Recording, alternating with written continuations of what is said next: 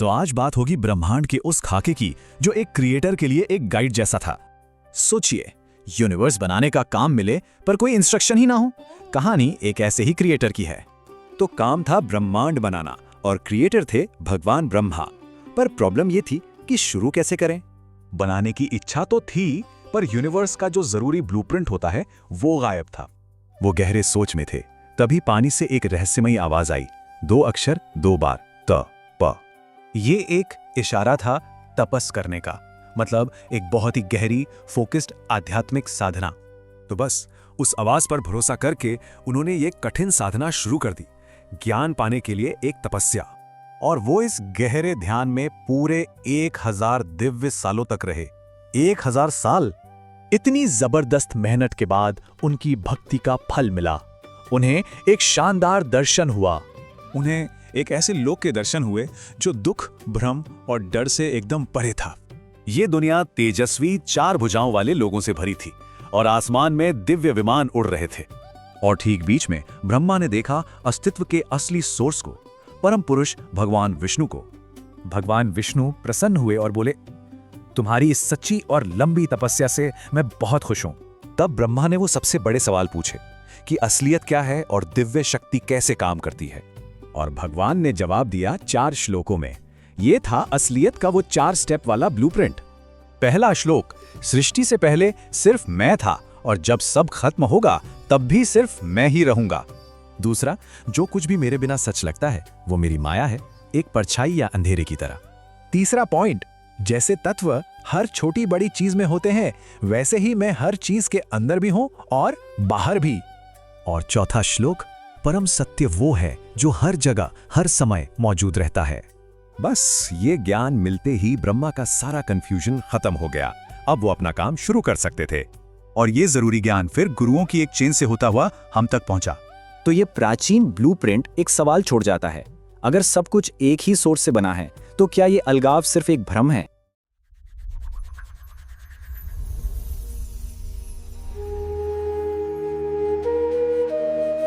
नमस्कार और the deep dive में आपका स्वागत है।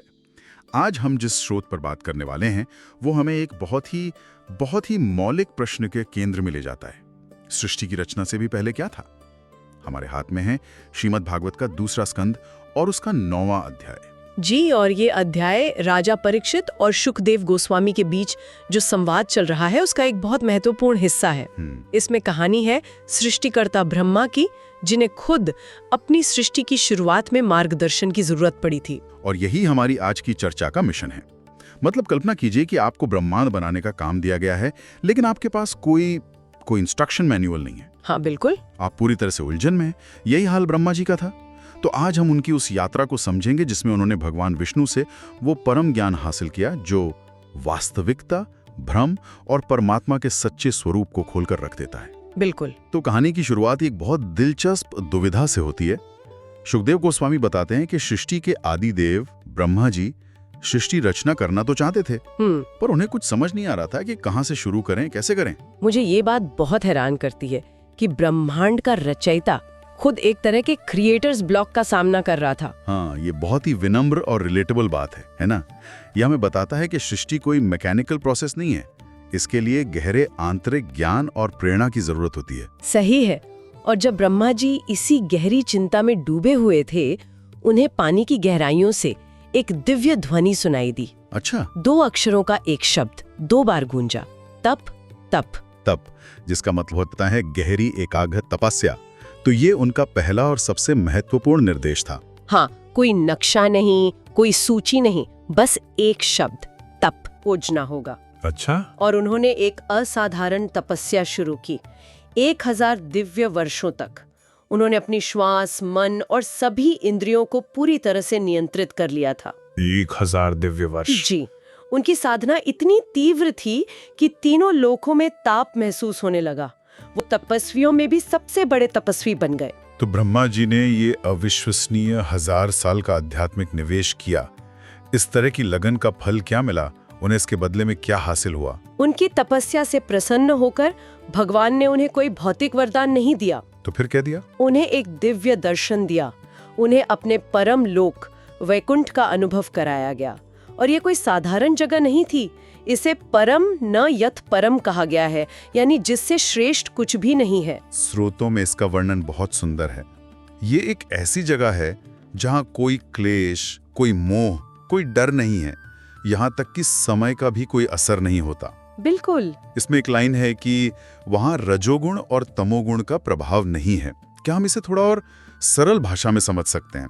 ये गुण क्या हैं और इनके बिना कोई जगह कैसी महसूस होगी? जरूर, ये एक बहुत अच्छा सवाल है।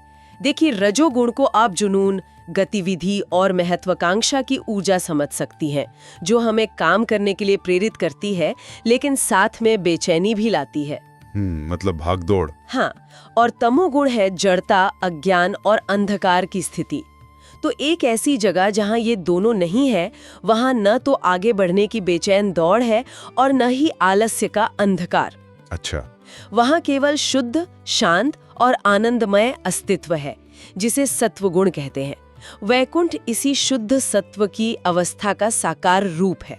मतलब एक ऐसी जगह जो पूरी तरह से संतुलन और शांति में है। वहाँ के निवासियों का भी वर्णन है।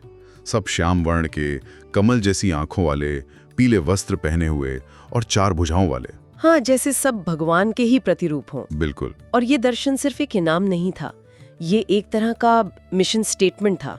भगवान ब्रह्मा जी को पूर्णता का एक ब्लूप्रिंट, एक अंतिम गंतव्य दिखा रहे थे। अच्छा।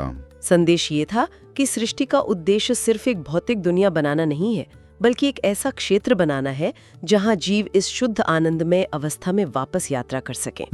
ये एक बहुत शक्तिशाली विचार है। तो इस दिव्य धाम के केंद्र में ब्रह्मा जी ने अखिल ब्रह्मांड के स्वामी भगवान विष्णु का दर्शन किया। उनका वर्णन भी बहुत बहुत विस्तृत है। वो प्रसन्न थे, उनकी आंखों में करुणा थी और उन्होंने मुकुट और कुंडल पहने थे। उनके वक्ष पर श्रीवत्स का चिन्ह था। ये श्रीवत्स चिन्ह क्या है? क्या ये सिर्फ एक आभूषण है या इसका कोई गहरा प्रतीक है? ये एक बहुत अच्छा सवाल है। श्रीवत्स सिर्फ एक निशान नहीं है, ये उनकी छाती पर एक अनूठा चिन्ह है जो उनकी शक्ति, देवी लक्ष्मी का प्रतीक है। अच्छा। यह इस बात का द्योतक है कि परम दिव्य सिद्धांत, दिव्य ऊर्जा और समृद्धि से अविभाज्य है। पुरुष और प्रकृति, चेतना और ऊर्जा हमेशा एक साथ होते हैं। तो उस एक चिन्ह में इतना गहरा अर्थ छुपा है। इस अद्भुत दर्शन को देखकर ब्रह्मा जी पर क्या असर हुआ? उनका हृदय तो आनंद से भर गया, शरीर में रोमांच हो आया और आंखों से प्रेम के आंसू बहने लगे। उन्होंने भगवान के उन चरण कमलों में प्रणाम किया जिन्हें पाना बड़े बड़े योगियों के लिए भी मुश्किल होता है, और भगवान ने भी उतने ही प्रेम से उनका स्वागत किया।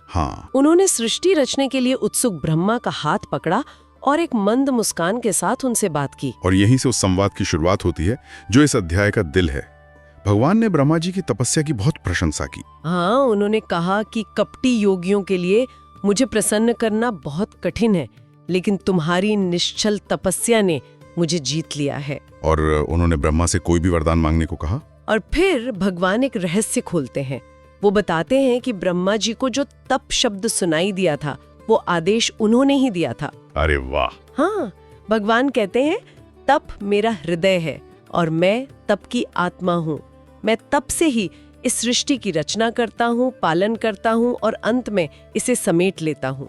तो एक तरह से उन्होंने ब्रह्मा जी को सृष्टि रचने का मूल मंत्र दे दिया। तप ये सिर्फ एक क्रिया नहीं, बल्कि ब्रह्मांड की रचनात्मक शक्ति है। बिल्कुल। तो इस सब के बाद मुझे लगता है कि ब्रह्मा जी का सवाल सिर्फ ये नहीं रहा होगा कि मैं चीजें कैसे बनाऊं, बल्कि कुछ और गहरा होगा, जैसे आप वास्तव में कौन हैं? हाँ। क्या आप सिंहासन पर बैठे इस भव्य स्वरूप हैं, या आप इन सब के पीछे की निराकार ऊर्जा हैं? क्या मैं सही दिशा में सोच रहा हूँ? आप बिल्कुल सही दिशा में हैं। ब्रह्मा जी के प्रश्न बहुत गहरे और दार्शनिक थे। उन्होंने यही पूछा, हे भगवान, मैं आपके साकार और निराकार दोनों रूपों को कैसे समझूं? उन्होंने आगे पूछा, आप अपनी माया शक्ति से कैसे इस ब्रह्मांड की रचना, पालन और संहार करते हैं और फिर भी इन सब से पूरी तरह निर्लिप्त रहते हैं, ठीक उस मकड़ी की तरह जो जाला बनाती है और फिर उसे निगल लेती है पर उसमें फंसती नहीं। और उनकी एक प्रार्थना थी जो मुझे बहुत छू गई। उन्होंने कहा, मुझे ऐसा ज्ञान दीजिए जिससे मैं सृष्टि की रचना करते समय अहंकार के बंधन में ना पड़ूं। हाँ। ये भावना आ जाए कि मैं रचयिता हूँ। हाँ। ये आज के समय में भी कितना प्रासंगिक है ना? यह इस अध्याय का एक बहुत महत्वपूर्ण बिंदु है।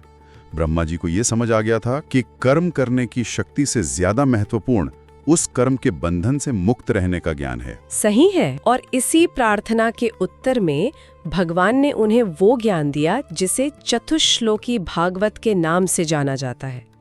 ये 4 श्लोक पूरे भागवत का सार माने जाते हैं। तो चलिए इन 4 श्लोकों पर गहराई से बात करते हैं। भगवान ने कहा, मैं तुम्हें अपना परम गोपनीय ज्ञान, विज्ञान और रहस्य बताता हूँ। तो पहला श्लोक क्या था? पहला श्लोक वास्तविकता की परम परिभाषा देता है। भगवान कहते हैं, सृष्टि से पहले केवल मैं ही था, मेरे अलावा कुछ भी नहीं था। कुछ भी नहीं। न स्थूल न सूक्ष्म, न इन दोनों का कारण। और वो कहते हैं, सृष्टि के बाद भी जो कुछ है वो मैं ही हूँ, और जब सब कुछ समाप्त हो जाएगा तो जो बचेगा वो भी मैं ही हूँ। इसका मतलब वही एकमात्र स्थायी सत्य है। आदि, मध्य और अंत वही हैं जो हमेशा थे, हमेशा हैं और हमेशा रहेंगे। बिल्कुल। ये अपने आप में एक बहुत बड़ा विचार है। अब दूसरे श्लोक पर आते हैं जो माया या भ्रम को समझाता है। हाँ, और ये माया की सबसे सुंदर परिभाषाओं में से एक है। भगवान कहते हैं, जो वस्तु असल में है नहीं पर मेरे बिना प्रतीत होती है और मुझ में प्रतीत नहीं होती, उसे मेरी माया समझो। और उदाहरण देते हैं, जैसे परछाई या अंधकार। परछाई का उदाहरण बहुत शक्तिशाली है, लेकिन ये एक सवाल भी खड़ा करता है। परछाएं असली नहीं होती, वो तो बस प्रकाश की अनुपस्थिति है। तो क्या ये ग्रंथ कह रहा है कि ये पूरी दुनिया, हमारा पूरा अनुभव मौलिक रूप से असत्य है? ये एक बहुत ही सूक्ष्म बिंदु है। असत्य कहने के बजाय शायद आपेक्षिक सत्य या रिलेटिव रियलिटी कहना ज्यादा सही होगा। अच्छा। देखिए, परछाई का अपना कोई अस्तित्व नहीं है, वो प्रकाश और एक वस्तु पर निर्भर है। इसी तरह ये दुनिया भी उस परम सत्य पर निर्भर है। ये तब तक ही वास्तविक लगती है जब तक हम उस स्रोत को नहीं देखते जिसकी ये परछाई है। मतलब जैसे ही हम प्रकाश की ओर मुड़ते हैं, परछाई का महत्व खत्म हो जाता है। तो दुनिया झूठी नहीं है, लेकिन ये परम सत्य भी नहीं है। ठीक है, ये बहुत स्पष्ट हुआ। अब तीसरा श्लोक ये एक और सुंदर उदाहरण देता है। तीसरा श्लोक ईश्वर के एक साथ हर चीज में होने और हर चीज से परे होने के विचार को समझाता है। भगवान कहते हैं, जैसे पंच महाभूत पृथ्वी, जल, अग्नि, वायु, आकाश सभी छोटे बड़े प्राणियों के शरीर में प्रवेश किए हुए भी हैं और उनसे अलग भी हैं, वैसे ही मैं सब में होते हुए भी सबसे अलग हूँ।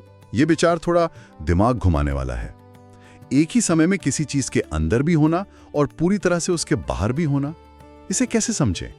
इसे ऐसे सोचिए, आपके कंप्यूटर की स्क्रीन पर हजारों पिक्सल हैं जो मिलकर एक तस्वीर बनाते हैं। ठीक है।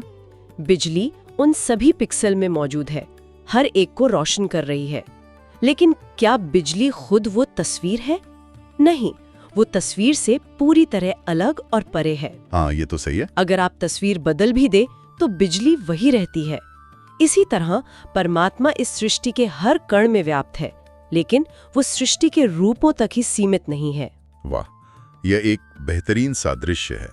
अब आते हैं चौथे और अंतिम श्लोक पर, जो ज्ञान के सार को बताता है। हाँ, ये जिज्ञासु के लिए एक निर्देश है।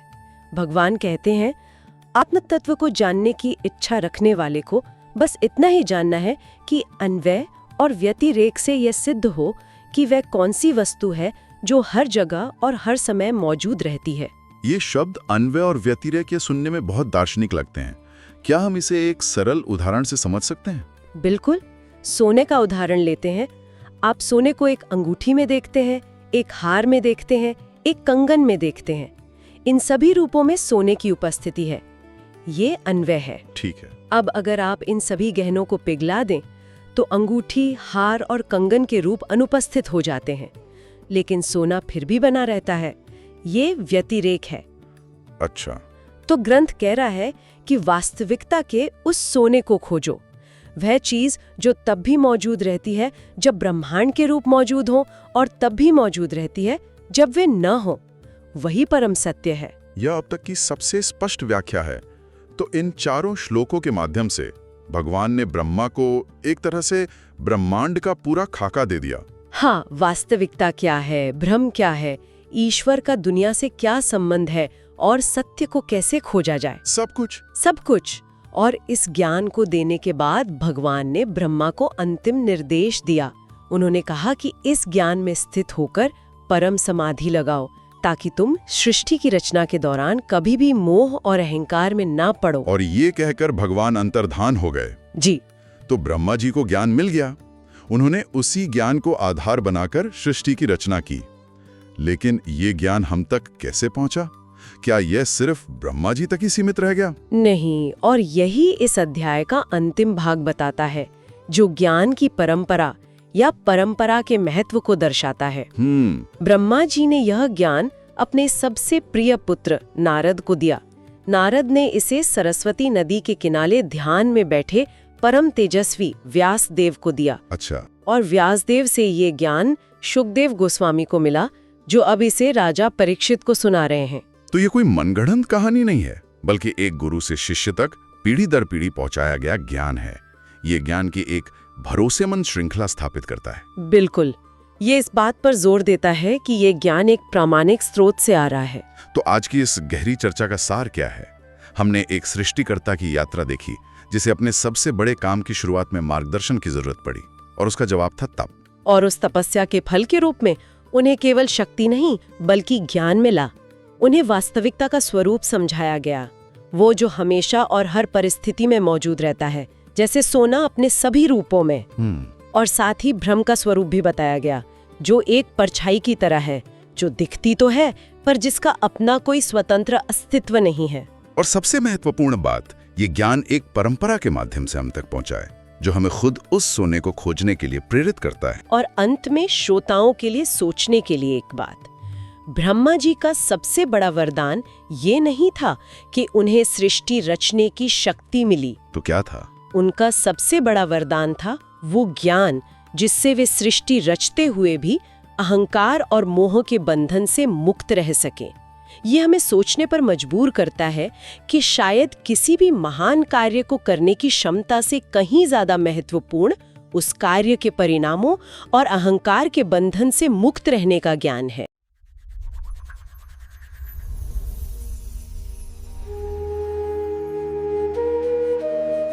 नमस्कार। आज हम एक बहुत ही पुरानी कहानी में चलेंगे, एक ऐसी कहानी जो हमें सबसे बड़ी क्रिएटिव चुनौती के बारे में बताती है। हम जिस कहानी की बात करने जा रहे हैं वो हिंदू ग्रंथ श्रीमद् भागवतम से ली गई है। ये कहानी एक कॉस्मिक आर्किटेक्ट यानी ब्रह्मांड के निर्माता की यात्रा के जरिए इसी सवाल का जवाब देती है। तो चलिए कहानी के मेन कैरेक्टर से शुरू करते हैं। ये है भगवान ब्रह्मा, पहले जीव जिन्हें पूरा का पूरा ब्रह्मांड बनाने की जिम्मेदारी सौंपी गई थी। जरा सोच कर देखिए, किसी को दुनिया का सबसे बड़ा काम दे दिया जाए और उसे कोई इंस्ट्रक्शन मैनुअल ही ना दिया जाए। ब्रह्मा की मुश्किल कुछ ऐसी ही थी, एक ब्रह्मांडीय दुविधा। तो विशाल ब्रह्मांडीय जल के बीच में जब ब्रह्मा बिल्कुल खोए हुए थे और सोच में डूबे थे, तभी उन्हें अपना पहला सुराग मिला। अचानक एक आवाज 2 बार गूंजती है। सिर्फ 2 अक्षर सुनाई देते हैं, त प। ये एक अनदेखे सोर्स से आया एक बहुत ही रहस्यमय निर्देश था। ब्रह्मा तुरंत समझ गए ये तपस्या करने का आदेश था। उन्हें अपने मन को शुद्ध करना था, अपनी सारी ऊर्जा को एक जगह पर फोकस करना था, ताकि वो उस ज्ञान को पा सके जिसकी उन्हें तलाश थी। और बस ब्रह्मा ने 1000 दिव्य वर्षों के बराबर समय तक अपने मन, अपनी सांसों और अपनी इंद्रियों को पूरी तरह से कंट्रोल करते हुए गहन तपस्या की, और उनकी इस भक्ति का फल भी मिला।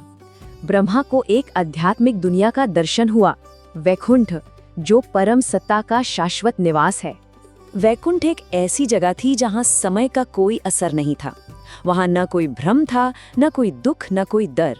वहां रहने वाले लोग बहुत तेजस्वी थे। उनकी 4 भुजाएं थीं, त्वचा सांवली और आंखें कमल जैसी थीं, और सब ने शानदार पीले रेशमी कपड़े पहने हुए थे। मतलब ये एक शुद्ध चेतना और आनंद की दुनिया थी। और इस परफेक्ट दुनिया के ठीक केंद्र में सभी अस्तित्व का स्रोत था, वही परम सत्ता जिनसे खुद ब्रह्मा की उत्पत्ति हुई थी। ब्रह्मा की भक्ति देखकर वो परम सत्ता बहुत प्रसन्न हुए, और उन्होंने असलियत का जो सार है उसे 4 मुख्य श्लोकों में ब्रह्मा को बताया। इन्हीं श्लोकों को चतुश्लोकी के नाम से जाना जाता है। तो ये 4 सिद्धांत एक तरह से अस्तित्व का पूरा ब्लूप्रिंट है। पहला ये कि सृष्टि से पहले सिर्फ एक ही अस्तित्व था। दूसरा ये कि जो कुछ भी हमें असली लगता है, अगर वो उस परम सत्ता से अलग है तो वो सिर्फ एक भ्रम है, माया। तीसरा कि वो परम सत्ता हर चीज के अंदर है लेकिन फिर भी सबसे अलग है। और चौथा कि सत्य का रास्ता उसी परम सत्य को ढूंढना है जो हर जगह हर समय मौजूद है। तो अब इस गहरे ज्ञान को पाकर ब्रह्मा का सारा कंफ्यूजन दूर हो गया था और आखिरकार वो अपने असली मकसद को पूरा करने के लिए तैयार थे। और देखिए, ये कहानी एक बहुत जरूरी बात बताती है, वो ये कि सच्ची क्रिएशन सिर्फ शक्ति का काम नहीं है, बल्कि उसके लिए एक गहरी समझ की जरूरत होती है। और ये जो पवित्र ज्ञान था, इसे कभी छुपा के नहीं रखा गया, बल्कि इसे प्रबुद्ध ऋषियों की एक पूरी परंपरा के जरिए आगे बढ़ाया गया ताकि ये पूरी दुनिया तक पहुंच सके। तो ये प्राचीन कहानी हमें एक ऐसे सवाल के साथ छोड़ जाती है जो हमेशा प्रासंगिक रहेगा कि इस विशाल ब्रह्मांड में हमारे अपने अस्तित्व का, एक व्यक्ति होने का आखिर मतलब क्या है।